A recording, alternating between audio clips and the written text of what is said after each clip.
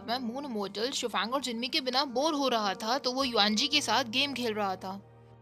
लेकिन फिर दोनों सोचने लगते हैं अपनी इस बोरियत को कम करने के लिए किसको टारगेट बनाया जाए और किसके साथ खेला जाए।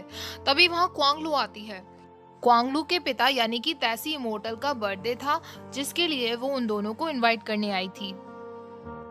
लेकिन मून इमोर्टल को लगता है कि पिता के बर्थडे के लिए उसके कपड़े बहुत ही डल हैं और उसे चेंज कर लेने चाहिए। मून इमोर्टल उसे वही ड्रेस दे देता है जो उसने जिनमी को दी थी। क्वांगलू जैसे ही उस ड्रेस को पहनती है, मून इमोर्टल को उसमें जिनमी दिखने लगती है। क्वांगलू कहती है, जिनमी सारे 6 राज्यों में सबसे सुंदर हैं। मुझे आप उनसे कंपेयर कर रहे हैं, ये मेरे लिए बहुत प्रशंसा की बात है। अब मून इमोर्टल उसे एक रेड थ्रेड दे देता है। क्वांगलू कहती है, क्या आप मुझे एक और दे सकते हैं? अब शुफांग जब सुबह उठता है तो उसे पता चलता है कि वो ठीक हो चुका है, वो सुन भी सकता है और बोल भी सकता है। लेकिन वो ये बात जिनमी को नहीं बताता। वो सोचता है कि अभी सिचुएशन क्लियर नहीं है, मुझे नहीं पता कि मुझ पर किसने हमला किया था और मैं उसका बैकग्राउंड भी नहीं जानता। अगर मैंने उसे बताया तो वो मेरे बारे में और भी बहुत कुछ जानना चाहेगी। मैं नहीं चाहता कि मेरी वजह से वो किसी प्रॉब्लम में पड़ जाए। अच्छा होगा कि मैं उसे अभी ना बताऊं। वो बाहर जाकर जिनमी की मेडिसिन उठाने में मदद करने लगता है, लेकिन वो मेडिसिन कांटे वाली होती है तो जिनमी को चोट लग जाती है। शुफांग उसका हाथ पकड़ लेता है। जिनमी कहती है, मैं ठीक हूँ। लगता है कल तुम चैन भरी नींद सोए। मैंने तुम्हारी दवा में कुछ नींद की गोलियां मिलाई थी, वरना तो तुम रात को चिल्लाते रहते हो। रोज तलवार और खून का सामना करते हुए जिंदगी बहुत टफ रहती होगी ना। तुम जाओ, मैं ये कर लूंगी, तुम जाकर आराम करो। अब जिनमी अंदर जाकर उससे पूछती है कि अब वो कैसा है, लेकिन शुफांग कहता है, मेरी हालत कल जैसी ही है। तो जिनमी सोचने लगती है, ऐसा कैसे हो सकता है? मैं कितने समय से दवाओं के बारे में पढ़ रही हूँ। तुम्हें 3 दिन में ठीक हो जाना चाहिए था, लेकिन तुम्हें 10 दिन से ज्यादा हो चुके हैं और अब तक तुम ठीक नहीं हुए। क्या मैं कोई गलत ट्रीटमेंट कर रही हूँ? शुफांग कहता है, मुझे माफ कर देना, मेरी वजह से तुम्हें ऐसा सोचना पड़ रहा है। अब वो गॉड से प्रे करने लगती है। याया गलती से गलत रास्ते पर निकल गया था। अगर आप उसको ठीक कर देंगे तो याया कभी गलत काम नहीं करेगा। शुफांग बस उसे ही घूरता रहता है। अब शुफांग उससे लिखकर पूछता है, तुम हमेशा नकाब में क्यों रहती हो? जिनमी कहने लगती है, मैं बहुत सुंदर हूँ। अगर मैंने गलती से अपना नकाब हटा दिया तो तुम्हारे अंदर मुझे लेकर कुछ गलत इरादे आ गए तो। लेकिन वो लिखती ऐसा है कि वो बहुत बदसूरत है, इसलिए वो नकाब पहनती है। शुफांग उसकी सारी बातें सुन लेता है। अब शुफांग उससे पूछता है, तुम कहाँ से हो? जिनमी कहने लगती है, मैं पवित्र चिकित्सकों की जाति से हूँ। लेकिन वो लिखती है कि मेरे कोई रहने का ठिकाना नहीं है। अब शुफांग उससे पूछता है, तुम्हारा नाम क्या है? जिनमी ये भी उसको नहीं बताना चाहती, लेकिन कहती है, तुम सुन तो सकते नहीं हो, इसलिए मैं बता देती हूँ, मेरा नाम जिनमी है। लेकिन पेपर पे वो लिख देती है कि मेरा कोई नाम नहीं है। क्वांगलू उस रेड ड्रेस में नाइट इमोर्टल के पास आती है, लेकिन क्वांगलू को उस ड्रेस में देखकर रुन्यू को गुस्सा आ जाता है। रुन्यू उससे कहता है कि अब से वो ये ड्रेस ना पहने, उसे रेड कलर पसंद नहीं। क्वांगलू तुरंत अपनी ड्रेस चेंज कर देती है। क्वांगलू वहाँ पानी में फिशेस को देखकर कहने लगती है, ये फिशेस बहुत सुंदर हैं, बिल्कुल एक ड्रैगन की तरह। रुन्यू कहता है, फिशेस फिशेस हैं और ड्रैगन ड्रैगन होता है। क्या तुमने कभी ड्रैगन को देखा है? क्वांगलू कहती है, मैंने बस उस ड्रैगन की ट्रू फॉर्म नहीं देखी। जिस ड्रैगन को मैं जानती हूँ वो एक वेल बिहेव्ड विनम्र इंसान है। रुन्यू समझ जाता है कि वो उसी की बात कर रही है और उससे कहने लगता है, तुम ड्रंक हो, इसीलिए तुम ये सब बातें कर रही हो। रुन्यू को गुस्से में देखकर क्वांगलू हंसने लगती है और उससे कहती है, आखिरकार आप नाराज हो गए? योर हाइनेस, आप कभी भी दुखी होते हैं या खुश भी होते हैं तब भी आप उसको फेस पर नहीं आने देते, आप अपने अंदर ही रखते हैं। मैं चाहती हूँ कि आप जो भी फील करते हैं उसे आप लोगों से शेयर करना सीखें। आप मुझ पर गुस्सा करिए, आप चाहें तो मुझे डांट भी सकते हैं, लेकिन अपने किसी भी इमोशन को अपने अंदर तक मत रखिए। क्वांगलू उसके हाथ में एक रेड थ्रेड देकर चली जाती है और उससे कहती है, ये एक लकी चार्म है। मैं आशा करती हूँ कि आप और जिनमी जल्दी ही एक हो जाएं। इधर जिनमी शुफांग को डराने के लिए कीड़ा लेकर आती है, लेकिन वो उससे डरता नहीं है बल्कि उसे पूरा कच्चा खा जाता है। जिन शुफांग सोचने लगता है, एक युद्ध के लिए हम एक माउंटेन पर काफी समय तक रुके हुए थे, वहां हम कीड़े और बिच्छू ही खाया करते थे। इसे लगता है कि ये मुझे इससे डरा देगी। अब जिनमी एक स्नेल लेकर आती है और स्नेल को देखते ही शुफांग डर जाता है। जिन्मी कहने लगती है तुम बहुत अजीब हो, पॉइजनस चीज से तुम्हें डर नहीं लगता और एक छोटी सी स्नेल से तुम्हें डर लग गया। अब मैं तुम्हारी मेडिसिन में यही ऐड करूंगी। अब जिन्मी शुफांग के लिए एक हर्बल बाथ अरेंज करती है। शुफांग उसे इशारा करता है कि वो उसकी हर्बल बाथ लेने में मदद करे। जिन्मी उसकी बॉडी पर सारे निशान देख लेती है और उससे कहने लगती है एक भी ऐसा हथियार नहीं जिससे तुम घायल ना हुए हो। अपनी बहुत सारी मेडिसिन का इस्तेमाल मैंने तुम्हें ठीक करने में किया है। अब तुम कोई भी लड़ाई मत लड़ना और ये काम छोड़ देना, वरना मेरी सारी मेडिसिन बेकार जाएंगी। रुन्यू जो कि मून मोटल के हाउस ऑफ मैरिज में आया था, गलती से वो ये सब देख लेता है और गुस्सा होने लगता है। अब जिनमें शुफांग को अपने साथ कुछ हर्ब्स कलेक्ट करने के लिए लेकर आती है। शुफांग उससे लिखकर पूछता है तुम यहाँ माउंटेन पर अकेले रहते हुए बोर नहीं होती? जिनमी कहती है मैं पूरे दिन मेडिसिन के बारे में पढ़ती रहती हूँ, नई मेडिसिन लाकर उन्हें बनाकर और उन्हें टेस्ट करती हूँ, मेरे पास बोर होने के लिए टाइम ही कहाँ है। जिनमी शुफांग के करीब जाकर उससे कहने लगती है या जब भी मैं तुम्हारे साथ होती हूँ तो मुझे आजाद फील होता है, शायद इसलिए क्योंकि तुम सुन नहीं सकते, मेरे दिमाग में जो भी आता है वो सब मैं तुमसे कह सकती हूँ। तुम्हारे सामने मुझे एक समझदार डॉक्टर का दिखावा नहीं करना पड़ता। या तुम बेस्ट लिसनर हो। अचानक से जिन्मी की हार्ट में पेन होने लगता है। इधर रुन्यू मून मोटल को वो रेड थ्रेड वापस करते हुए कहता है क्वांगलू नादान है, वो गलती से आपसे रेड थ्रेड मांगने लगी, लेकिन आप इसे वापस रख लीजिए। लेकिन मून मोटल कहता है एक रेड थ्रेड की ही तो बात है, तुम इसे किसी और को बांध देना। रुन्यू गुस्सा हो जाता है और कहने लगता है हेवन रेल्म में सबको पता है कि मेरा दिल किससे बना हुआ है, और उसे वो रेड थ्रेड देकर वहां से चला जाता है। अब सुबह होती है और जिन्मी ने जो जड़ी बूटियां रेडी होने रखी थी वो उन्हें चेक करती है। जिन्मी कहती है हमें इसे 16 घंटे के लिए और ऐसे ही रखना होगा, तब इसका पूरा जहर निकलेगा। शुफांग कहता है अब मुझे समझ आया डॉक्टर्स कितनी मेहनत करते हैं। शुफांग उन जड़ी बूटियों को लेकर उनसे आवाज निकालने लगता है। जिन्मी उनसे पूछती है क्या तुम इस आवाज को सुन सकते हो? शुफांग मना कर देता है। जिन्मी कहती है अगर तुम्हें आवाज करने का इतना ही शौक था तो तुम डाकू क्यों बन गए, तुम्हें एक म्यूजिशियन बनना चाहिए था। अब दोनों आगे जाते हैं तो शुफांग घोड़े दौड़ने की आवाज सुनता है। आवाज से वो समझ जाता है कि नैनपिंग आर्मी उनकी तरफ आ रही है। जिन्मी भी उन सैनिकों को वहां देख लेती है तो शुफांग को शॉर्टकट रास्ते की तरफ ले जाती है। दोनों भागते हुए नीचे गिर जाते हैं और शुफांग जिन्मी के ऊपर आ जाता है। जिन्मी उससे पूछती है तुम ये क्या कर रहे हो? जिन्मी को चुप कराने के लिए शुफांग अपने लिप्स के जरिए उसके लिप्स ब्लॉक कर देता है। शुफांग सोचने लगता है लिंगवाओ आर्मी ने जो मुझ पर अटैक किया और मेरे फूड में जो पॉइजन मिलाया गया था वो जरूर नैनपिंग ने किया होगा, इस बारे में मुझे जल्दी ही कुछ करना होगा। अब शुफांग जिन्मी से उसे किस करने के लिए माफी मांगता है, लेकिन जिन्मी कहती है कोई बात नहीं, वैसे भी मैंने नकाब पहना हुआ था। स्नेक फेरी डोंगटिंग लेक में जाता है और वहां जाकर अपनी मास्टर सूली से मिलता है। एक वीडियो में मैंने आप लोगों से पूछा था कि सूली कौन हो सकती है, तो कुछ लोगों ने सही जवाब दिया था, सूली रुन्यू की मदर ही है।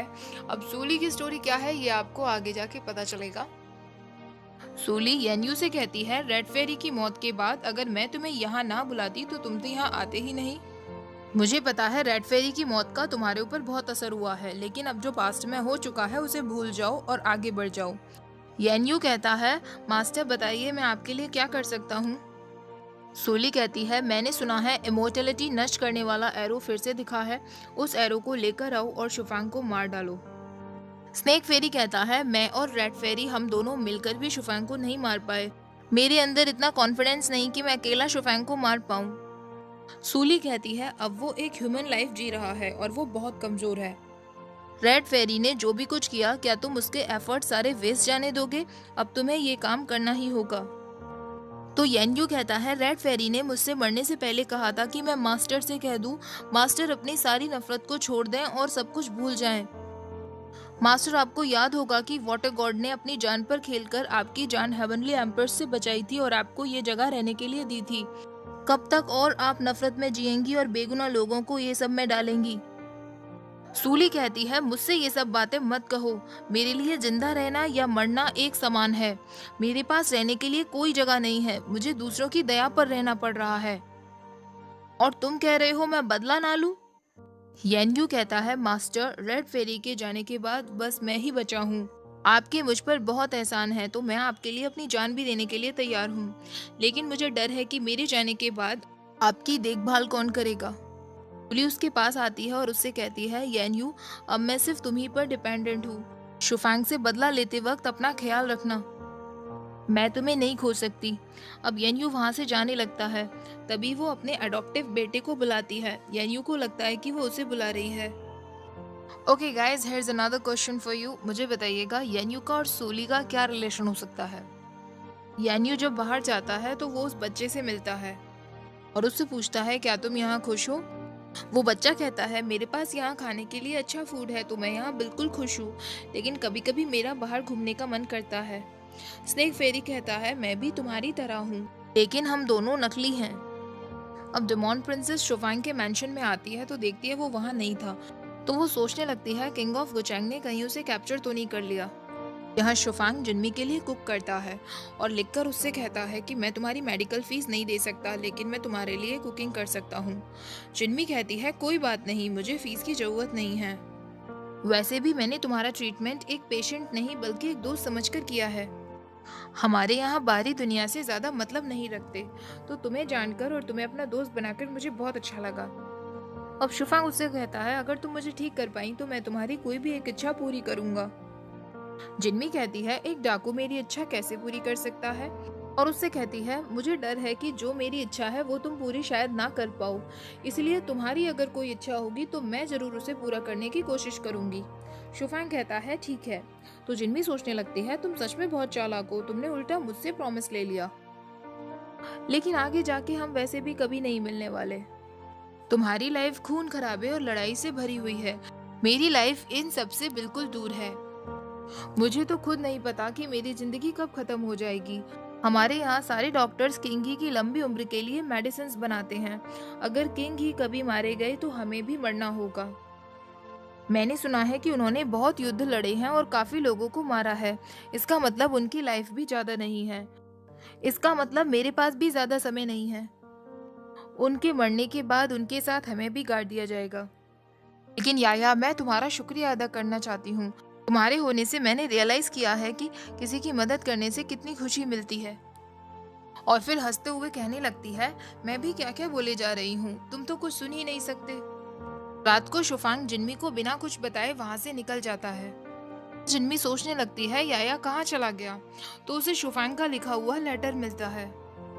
शुफांग ने लिखा था तुमने मुझे बहुत अच्छा ट्रीटमेंट दिया जिससे मैं ठीक हो गया, लेकिन मेरे कुछ पर्सनल काम है जिसके लिए मुझे वापस लौटना होगा। सॉरी, मैं तुम्हें फेयरवेल भी नहीं बोल पाया। जिनमी सोचने लगती है ऐसा क्या काम था जो तुमने मुझसे गुड बाय भी नहीं कहा। यहाँ कैरेट फेरी चीफ जैंग के पास जाता है और उससे फ्लर्ट करने लगता है। वो डायरेक्ट उसका नाम लेने लगता है, मुदान। चीफ जैंग उससे कहती है लाओहू, इतने साल जीकर क्या तुम पागल हो गए हो, क्या तुम मरना चाहते हो। फिर चीफ जैंग कैरेट फेरी के पैर में वो रेड थ्रेड देखती है और एक रेड थ्रेड उसके पैर में भी था, तो वो समझ जाती है कि ये मून इमोर्टल की ही हरकत है। फेरी से कहकर वो कैरेट फेरी को रैबिट्स के साथ बंद करवा देती है। लाओहू चिल्लाने लगता है चीफ जैंग, मुझसे गलती हो गई, प्लीज मुझे यहाँ से बाहर निकालिए। उसकी मदद के लिए वहाँ मून इमोर्टल आता है। कैरेट फेरी उससे कहता है सारी तुम्हारी गलती है, तुम्हारी हिम्मत कैसे हुई चीफ जैंग से पंगा लेने की। तो मून इमोर्टल कहने लगता है इस पूरे फ्लावर रेल्म में तुम्हें छोड़कर और कोई आदमी ही नहीं है, तो तुम्हारे अलावा और किस पे मैं ये रेड थ्रेड बांधता। तभी वहां से लिंगचो होकर गुजरती है। मून इमोर्टल कहने लगता है तुम्हें चीफ जैंग से डर लगता है ना, तो लिंगचो कैसी रहेगी। कैरेट फेरी कहता है क्या तुम पागल हो गए हो, मैं उसका great great great great great grandfather हूँ, और गुस्से में वहां से चला जाता है। मून इमोर्टल कहने लगता है शुफांग, जिनमी, तुम अपने रिडेम्पशन से कब वापस आओगे, मैं यहाँ बोर हो गया हूँ। चीफ जैंग को जिनमी की चिंता होने लगती है, तो हाइतांग उससे कहती है आप चिंता ना करें, वैसे भी अगर जिनमी को कुछ होता है तो ये अच्छी ही बात है, उसका रिडेम्पशन जल्दी खत्म हो जाएगा और वो यहाँ वापस आ जाएगी। चीफ जैंग कहती हैं मुझे इस बात से डर नहीं कि ह्यूमन के बीच में वो रह रही है, मुझे इस बात का डर है कि उसके दुश्मन इमोर्टल्स हैं जो उसे कोई भी हानि पहुंचा सकते हैं। हाइतांग कहती है शायद आप एम्प्रेस की बात कर रही हैं, लेकिन आप ये ना भूलें कि हेवनली एम्परर ने खुद ये कहा था कि जिनमी के ट्रायल के बीच में कोई इमोर्टल नहीं आएगा, तो एम्प्रेस ये सबसे दूर ही रहेगी। और वैसे भी जिनमी के साथ नाइट इमोर्टल है, हमें उन पर विश्वास करना चाहिए, जिनमी जल्दी ही वापस आ जाएगी। अब जिनमी अपने घर वापस आ जाती है। जिनमी सोचती है शायद चिनघुआओ ने आंटी को सब बता दिया होगा, लेकिन चिनघुआओ कहती है उसने किसी को कुछ नहीं बताया। चिंगुआओ जुनमी से कहती है, तुमने सच कहा था, किंगी वैसे भी हमेशा के लिए नहीं जीने वाले, तो क्यों ना उस दवा का इस्तेमाल उन पर किया जाए जिनको जरूरत है। तो जिस पर तुमने वो दवा इस्तेमाल की, क्या वो ठीक हो गया? जिनमी कहती है, हाँ वो ठीक हो गया, लेकिन किताबों में लिखा था कि उसका इस्तेमाल करने से 3 दिन में ठीक हो जाते हैं, लेकिन उसे ठीक होने में पूरा 1 महीना लग गया। इससे मुझे एक बात पता चल गई है कि किताबों पर विश्वास नहीं किया जा सकता। इधर नानपिंग सुहा से कहता है, राजा की गद्दी ज्यादा समय तक खाली नहीं रह सकती। अब हमें किंगी को मृत घोषित कर देना चाहिए। हमें उसका कुछ पता नहीं चल रहा है। लेकिन सुहा कहती है, आप ऐसा नहीं कर सकते, मैं खुद जाकर उन्हें ढूंढ कर लाऊंगी। नैनपिंग कहता है, तुम्हें उस शुफांग से इतना लगाव क्यों है? इस दुनिया में बहुत से लड़के हैं, मैं तुम्हारी एक अच्छे लड़के से शादी करवाऊंगा। सुहा कहती है, मैंने हमेशा से शुफांग को प्यार किया है और मैं सिर्फ उसी से शादी करूंगी। तभी उनका एक गार्ड आकर उन्हें बताता है कि किंगी वापस लौट आए हैं और वो बिल्कुल सेफ हैं। इधर डेमोन प्रिंसेस पर डेमोन realm के लोग हमला कर देते हैं और उसे बचाने के लिए वो मास्कमैन यानी कि म्यूत्सी आ जाता है। दोनों लड़ रहे होते हैं, लेकिन डेमोन प्रिंसेस घायल हो जाती है। म्यूत्सी उससे पूछता है, क्या तुम ठीक हो? वो उसका मास्क हटाने ही वाली होती है कि वो बेहोश हो जाती है। इधर सुहा किंगी से मिलने उनके मैंशन पहुंच जाती है, लेकिन उसे मिलने नहीं दिया जाता। किंगी अपने असिस्टेंट से कहता है, जाकर उससे बात करो। उसका असिस्टेंट सुहा से कहता है, क्या मैं आपसे कुछ बात कर सकता हूँ? और उसके बाद सुहा वहां से चली जाती है और उसका असिस्टेंट अंदर आ जाता है। शुफांग उससे पूछता है, तुमने उससे कैसे छुटकारा पाया? तो वो कहता है, मैंने उनसे कहा कि किंगी बहुत ही लंबे सफर से आए हैं और वो बहुत थक गए हैं और उन्हें आराम की जरूरत है। आप उनसे कल आकर मिल सकती हैं। तो शुफांग कहता है, तुम मेरे डिसीजन कब से लेने लगे? लेकिन तुमने अच्छा काम किया। म्यूसी डेमोन प्रिंसेस को एक जगह लाता है और उसकी चोट को ठीक करने की कोशिश करता है। डेमोन प्रिंसेस अपने पुराने दिन म्यूसी के साथ याद करने लगती है। जब डेमोन प्रिंसेस को होश आता है तो वो देखती है कि उसकी चोट पूरी तरीके से ठीक हो चुकी थी और म्यूसी वहां नहीं था। अब शुफांग एक मीटिंग लेता है और उसमें जानबूझकर बीमार होने का नाटक करता है। नैनपिंग समझने लगता है कि जो पॉइजन वो उसको दे रहा था उसका असर धीरे धीरे होने लगा है और वो उससे कहता है, योर हाइनेस, आप कुछ ठीक नहीं लग रहे। हमारे टाउन में डॉक्टर्स की कमी है। आपकी बीमारी का पता लगाने के लिए क्यों ना हम पवित्र चिकित्सकों की टोली से किसी डॉक्टर को बुला लें। शुफांग सोचने लगता है, कहीं जिनमी ये सब में ना फंस जाए। शुफांग कहता है, उसकी कोई जरूरत नहीं पड़ेगी, लेकिन नैनपिंग इंसिस्ट करने लगता है। अब शुफांग अपने असिस्टेंट चिंग टोंग से कहता है कि वो नैनपिंग की सारी हरकतों पर नजर रखे, क्योंकि वो कुछ ज्यादा ही जल्दी एक्शन ले रहा है और जो डॉक्टर वहां से आने वाली है वो उसका ख्याल रखे। चिंग टोंग को समझ नहीं आता कि वो डॉक्टर का ख्याल रखने के लिए क्यों कह रहे हैं। अब वहाँ सुहा आती है। सुहा शुफांग से कहती है, मैंने सुना आपकी तबीयत कुछ ठीक नहीं है, तो मैं आपके लिए सूप बनाकर लेकर आई हूँ। तो शुफांग कहता है, तुम सूप अंदर रखवा दो, मैं मीटिंग लेकर थक गया हूँ, मैं आराम करने जा रहा हूँ। उसके जाने के बाद सुहा सोचने लगती है, आप मेरे प्यार को कब समझेंगे। सूप पीते वक्त शुफांग को जिनमी की याद आने लगती है। इधर जिनमी की आंट को पता चल जाता है कि वो दवा जिसको किंगी के लिए रखा गया था वो गायब हो चुकी है। तो वो जिनमी से पूछती हैं, उस दवा की रखवाली तुम कर रही थी तो वो कहाँ गायब हो गई? तो जिनमी कहती है, मैंने उसके द्वारा किंगी के लिए अमृत बना लिया था, लेकिन मैं पहले उसे खुद चेक करना चाहती थी, इसलिए मैंने उसको पी लिया। लेकिन चिंगुआओ उसे बचाते हुए कहती है, जिनमी झूठ बोल रही है, उस अमृत को मैंने पी लिया था, मेरी तबीयत कुछ ठीक नहीं थी, जिनमी को बिना बताए मैंने उसे पी लिया था। जिनमी कहती है, चिंगुआओ झूठ बोल रही है, इससे उसका कोई लेना देना नहीं है। तभी वहाँ एक लड़की आकर उनसे कहती है, किंगी ने हमारे यहाँ से एक डॉक्टर को बुलवाया है। और यहीं पर एपिसोड 22 एंड हो जाता है। नेक्स्ट एपिसोड्स भी मैं आपके साथ जल्दी शेयर करूंगी। आई होप आपको स्टोरी इंटरेस्टिंग लग रही होगी। वीडियो पसंद आई हो तो लाइक, शेयर और मेरे चैनल को सब्सक्राइब करना मत भूलिएगा। Thank you for watching. Bye bye.